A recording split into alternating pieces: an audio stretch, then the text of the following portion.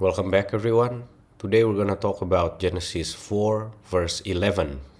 And now you are cursed from the earth, which has opened its mouth to receive your brother's blood from your hand. This verse marks the divine sentence upon Cain, the first human to receive a direct curse from God. Both the Zohar and Midrash treat this not merely as punishment, but as a cosmic reaction to Cain's severance from holiness, a revelation of how creation itself expels those who violate its sacred laws. The first phrase we have, and now, the turning point of justice. The phrase, and now, signals a transition from mercy to judgment. Previously, God asked questions, inviting Cain into repentance. Now, judgment must act. The Shekinah, wounded and crying, through the earth, demands rectification. The hour of compassion closed, and the sword of judgment unsheathed. This moment is metaphysical. Cain has refused all inner correction. The spiritual system now responds automatically, as if the universe itself rejects Cain's energy. The Midrash says, and now marks the point when Cain could no longer hide. The blood, the ground, the silence, all testified. Even the angels demanded justice. The phrase introduces irreversible consequence. Next we have the phrase, you are cursed, first human to be cursed. Adam was not cursed directly, his ground was. Cain, however, is the first human to be explicitly cursed by God. This marks his descent from the spiritual image of man. He has so distorted his soul that even creation rejects him.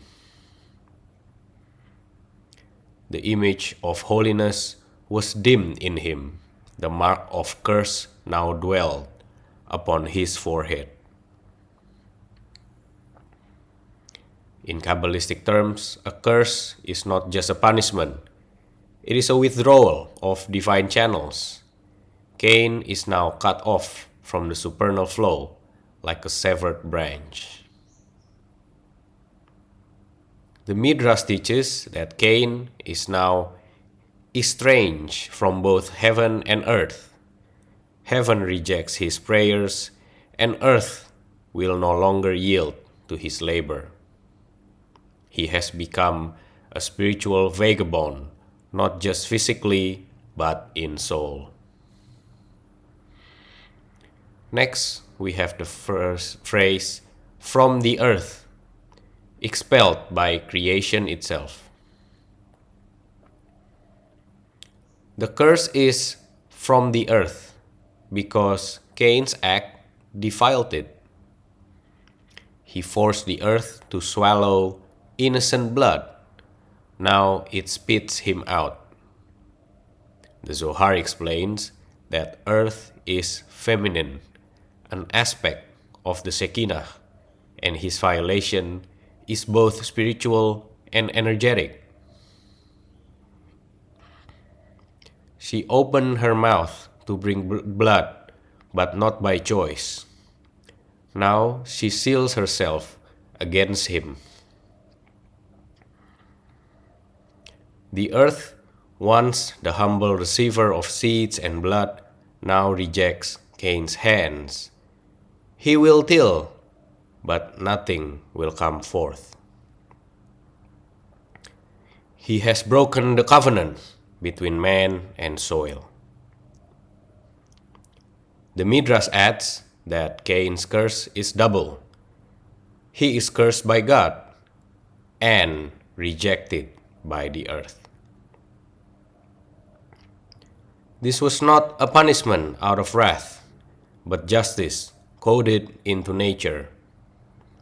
He who forces blood into the earth causes the earth to rebel against him.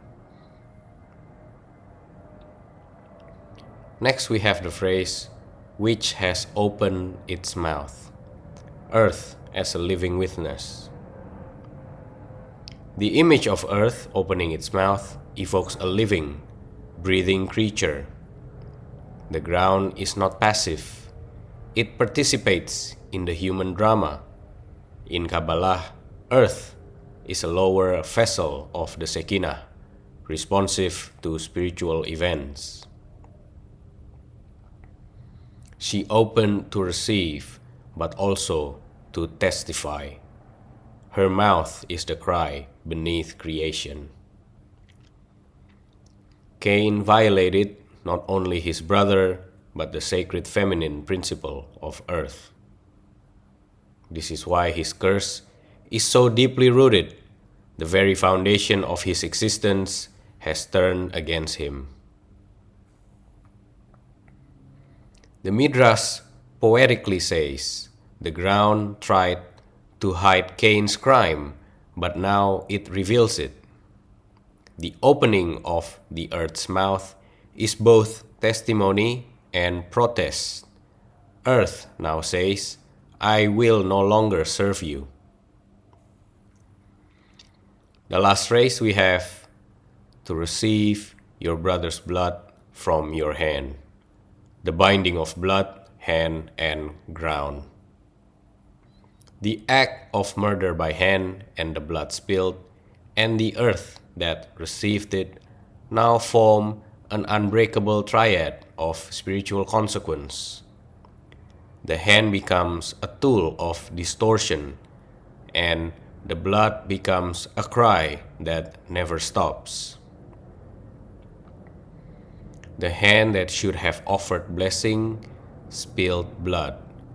Now it is rejected by the very earth it desecrated. Cain's hands are now symbolically estranged.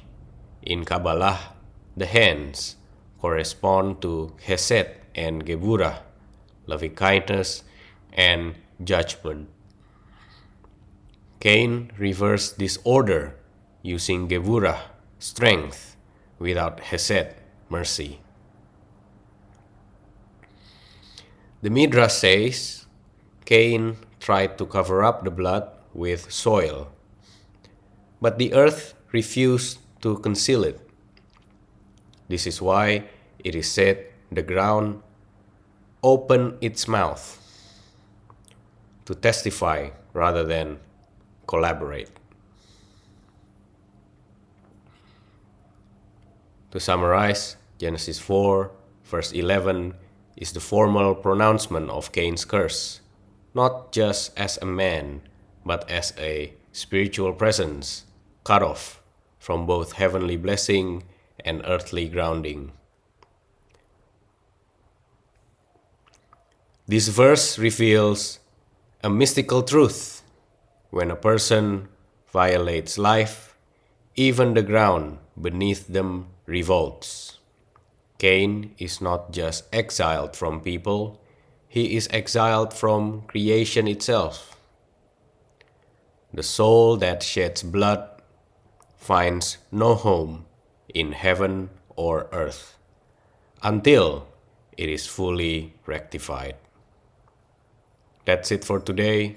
Thank you very much for your donation. Be blessed, everyone, and I will see you on the next episode.